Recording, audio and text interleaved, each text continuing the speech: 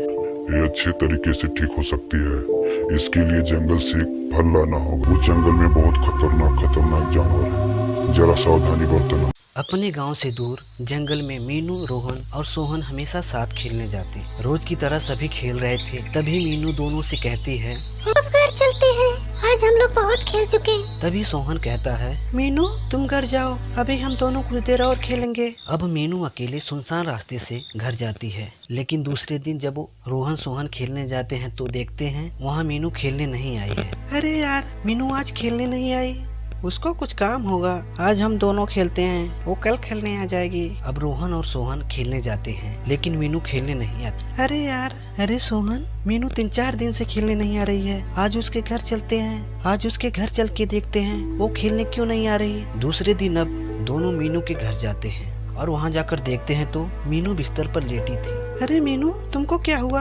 आज 3-4 दिन से तुम खेलने नहीं आ रही हो। बेटा, जिस दिन से मीनू जंगल से अकेले आई थी उसी दिन से ये बहुत बीमार है। तो आपने मीनू को डॉक्टर को नहीं दिखाया?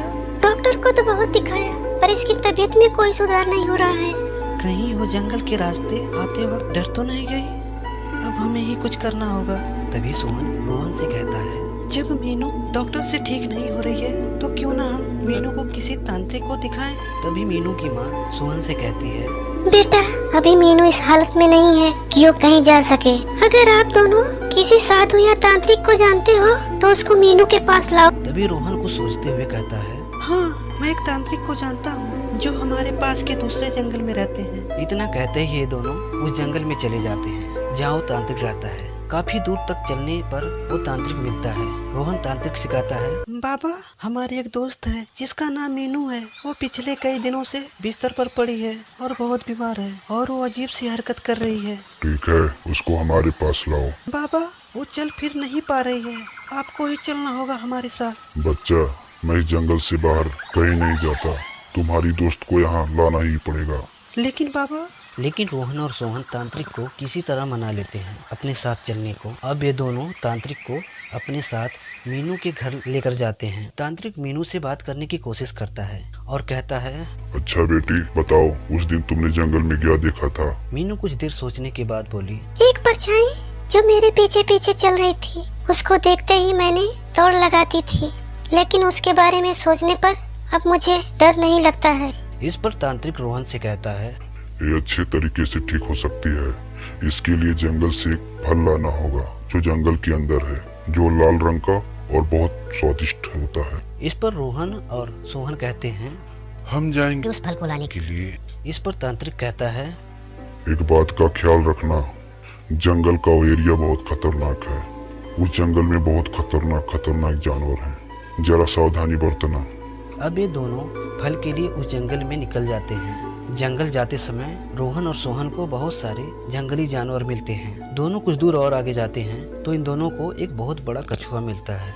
अरे, तुम दोनों कहाँ जा रहे हो? अरे रोहन, ये कछुआ तो हम दोनों की तरह बात कर रहा है। अरे, मैं तुम दोनों से बात कर रहा हूँ। हम दोनों जंगल में लाल रंग के फल की तलाश में आए हैं और उसी को लेने के लिए जा रहे हैं। अच्छा, वो लाल रंग का फल? क्या तुम उस फल के बारे में जानते हो?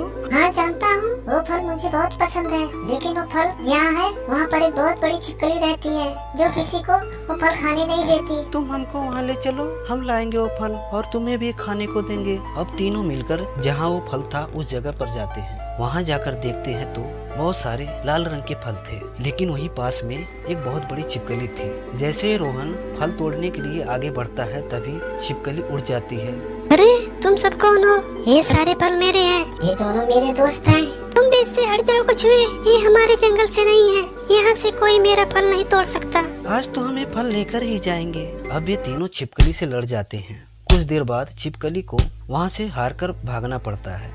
रोहन और सोहन कुछ फल लेते हुए कछुए से कहते हैं, हमें नहीं लगता है ये छिपकली यहाँ दोबारा से आएगी, आज से तुम यहीं पर रहना। अब रोहन और सोहन कुछ फल लेकर अपने घर को लौट जाते हैं और फल को ले जाकर तांत्रिक को देते हैं। जैसे ही तांत्रिक ने फल को मीनू को खिलाता है, मीनू पहले के जैसे ठीक हो जाती है। रोहन और सोहन तांत्रिक को धन्यवाद बोलते हैं। अब मीनू और रोहन सोहन पहले की तरह जंगल में खेलने जाते हैं।